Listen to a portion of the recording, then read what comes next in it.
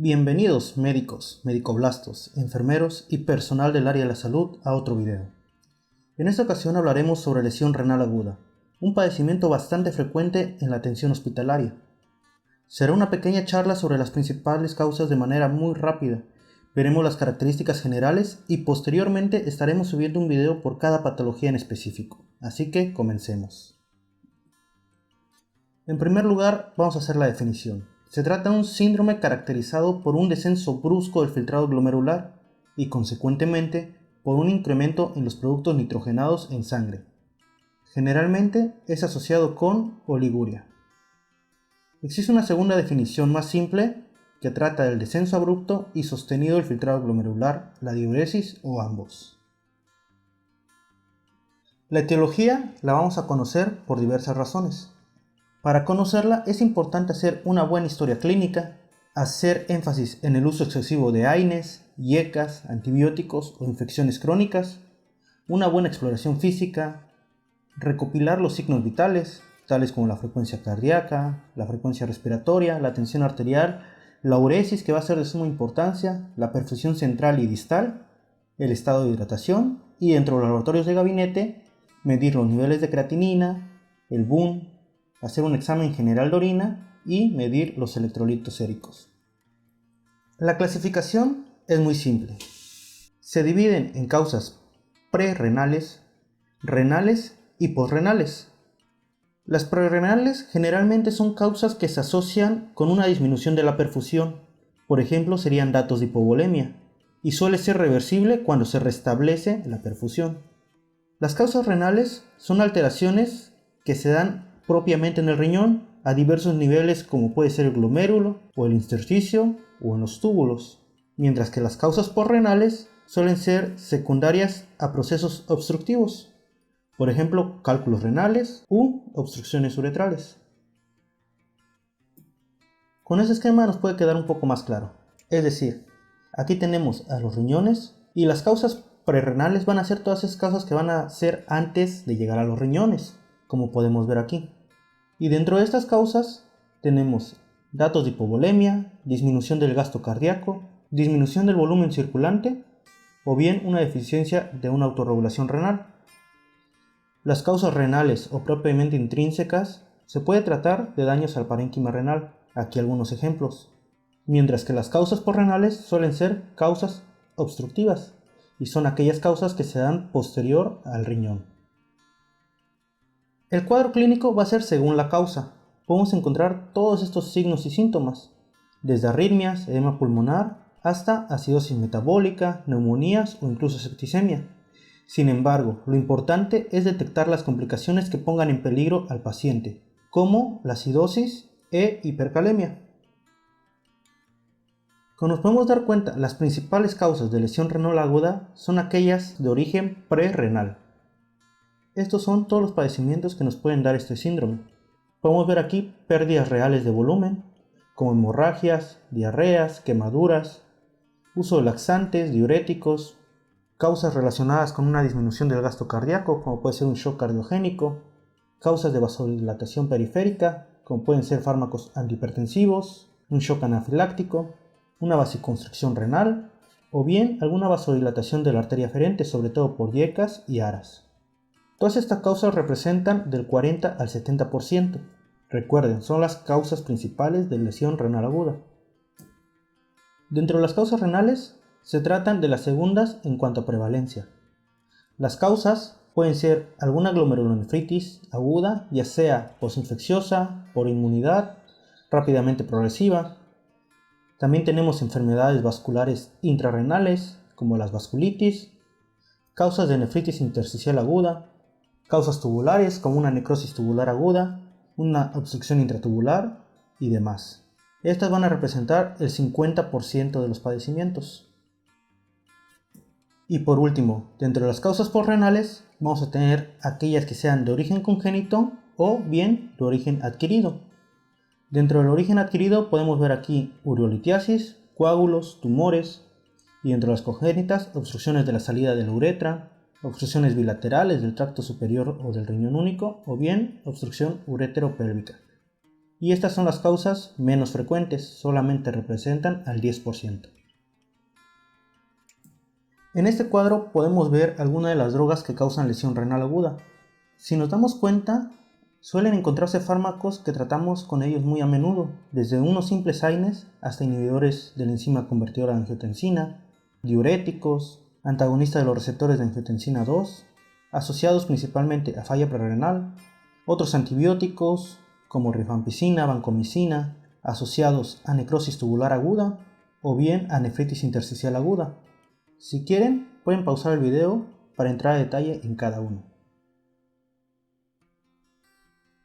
Como podemos ver, estos son los estudios de laboratorio que necesitamos. Pediremos pues una biometría hemática, una química sanguínea, un examen general de orina y también necesitamos cuantificar el gasto urinario. ¿Cómo lo vamos a hacer? Por medio de la diuresis, dividiendo los mililitros entre los kilogramos entre las horas que hayan sido recolectadas, para poder así establecer si el paciente se presenta con oliguria o con anuria. Para decir que un paciente tiene oliguria, basta con describir que tiene una diuresis menor a 500 mililitros en 24 horas si se trata de un adulto, o bien un gasto urinario menor a 0.5 mililitros kilogramos hora, ya sea en un adulto o niño, y en el caso de los neonatos se trata de menor a 1 mililitro kilogramo hora. Mientras que la anuria se va a definir por aquel paciente que presenta una diuresis menor a 100 mililitros en 24 horas o un gasto urinario menor a 0.2 mililitros kilogramo hora. Con los estudios anteriores ya mencionados, podemos definir si la causa es prerrenal o renal. Para confirmarlo, vamos a comparar el sedimento urinario, la relación BUN-creatinina, la osmolaridad urinaria, la fracción de excreción de sodio y si el paciente presenta oliguria o anuria. ¿Cómo lo vamos a hacer?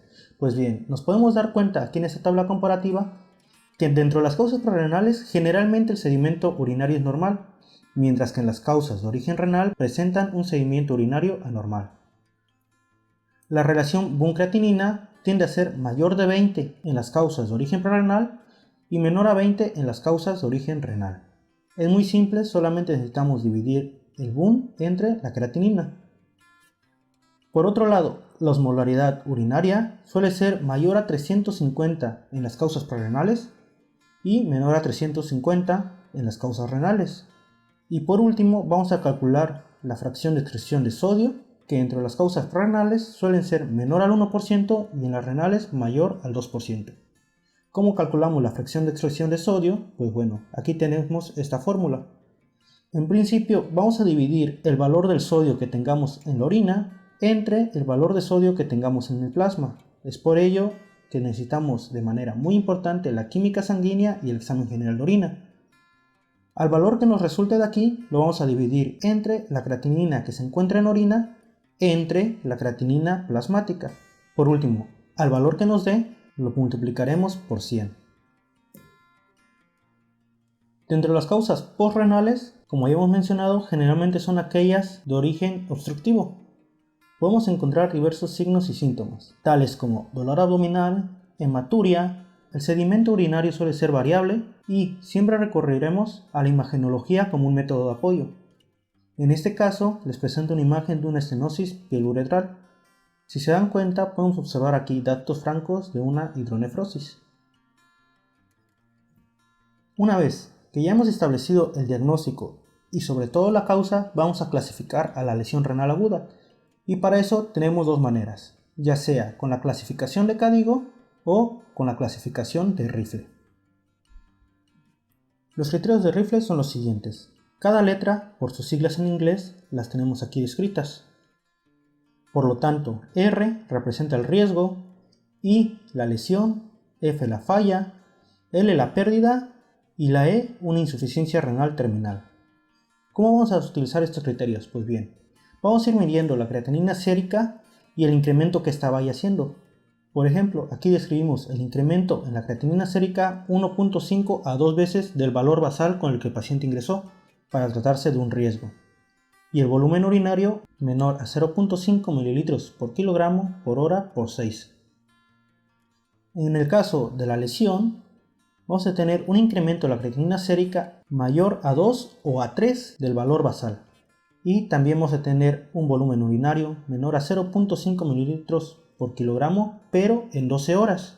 Y la falla va a ser el incremento de la creatinina sérica mayor a 3, o bien una creatinina sérica con un valor mayor a 4, con un incremento agudo mayor a 0.5 miligramos por decilitro, o bien cuando el paciente ya tenga un inicio de terapia sustitutiva.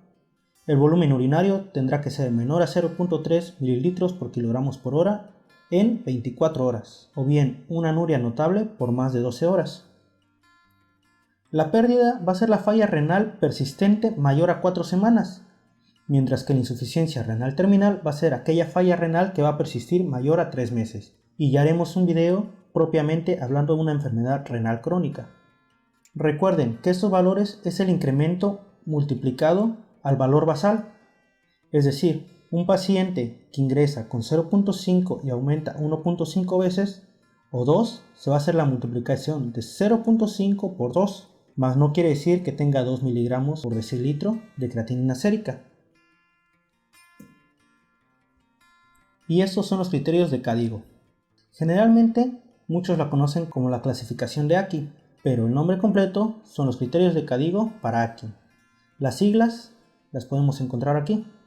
Si se dan cuenta, son criterios muy parecidos a los de Rifle.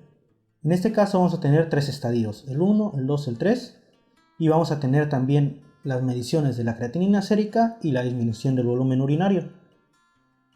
Si se dan cuenta, son prácticamente los mismos valores. El incremento de la creatinina sérica basal, 1.5 a 2 veces, 2 a 3, y aquí mayor a 3, también con una creatinina mayor a 4, en el caso del estadio 3. Un volumen urinario también menor a 0.5 mililitros por kilogramo por hora, mayor a 6 horas, después 0.5 de la misma manera pero mayor a 12 horas, o bien 0.5 por más de 24 horas, y una anuria notable mayor a 12 horas. Son prácticamente los mismos valores que los criterios de Rifle, pero en este caso los estadios van por orden numérico. Y bien, el tratamiento también va a ser específico según lo que nos esté causando la lesión renal aguda, ya saben. Va a ser muy diferente cómo vamos a tratar una lesión renal prerrenal a una de origen renal o posrenal. En cualquier caso tenemos que hacer la corrección electrolítica, si es que la hay. En el caso de la lesión renal aguda de origen prerrenal, tenemos que corregir la hipoperfusión. ¿Cómo lo vamos a hacer? Vamos a hacer una expansión del volumen con cristaloides, que generalmente suele ser solución salina al 0.9%. La vamos a calcular a 10 a 20 mililitros por kilogramo y le vamos a sumar vasopresores como dobutamina o dopamina si el problema no resuelve simplemente con la expansión volémica. También podemos añadir albúmina en caso de que el paciente sea cirrótico o tenga un síndrome nefrótico. Recuerden que los pacientes con un síndrome nefrótico van a tener pérdidas muy grandes de proteínas por medio de proteinuria.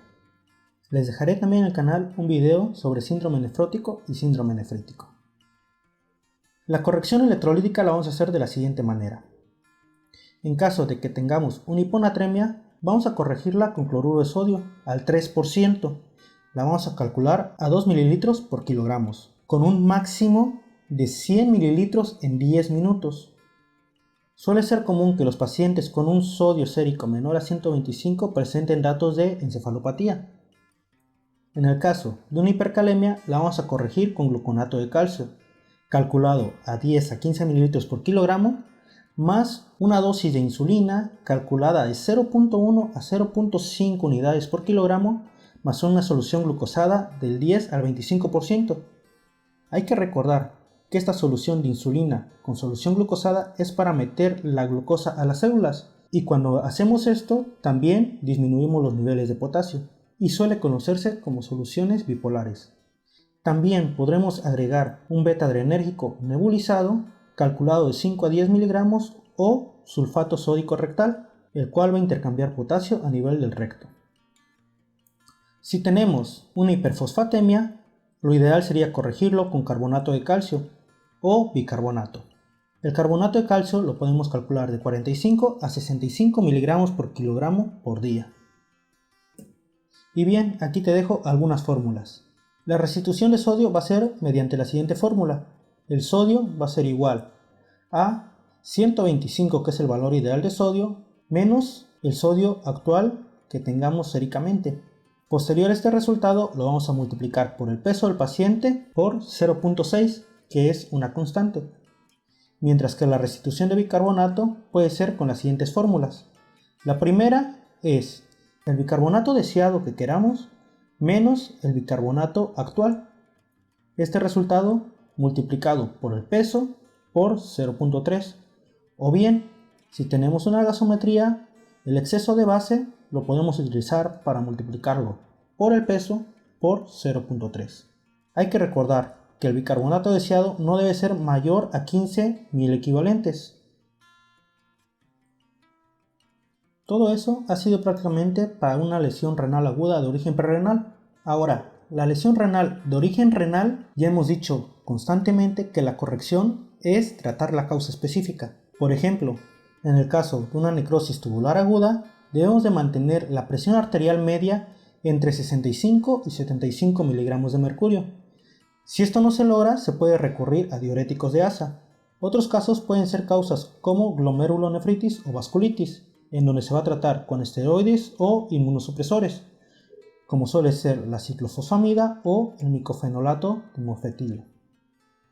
La lesión renal de origen prorrenal se resuelve tratando la obstrucción.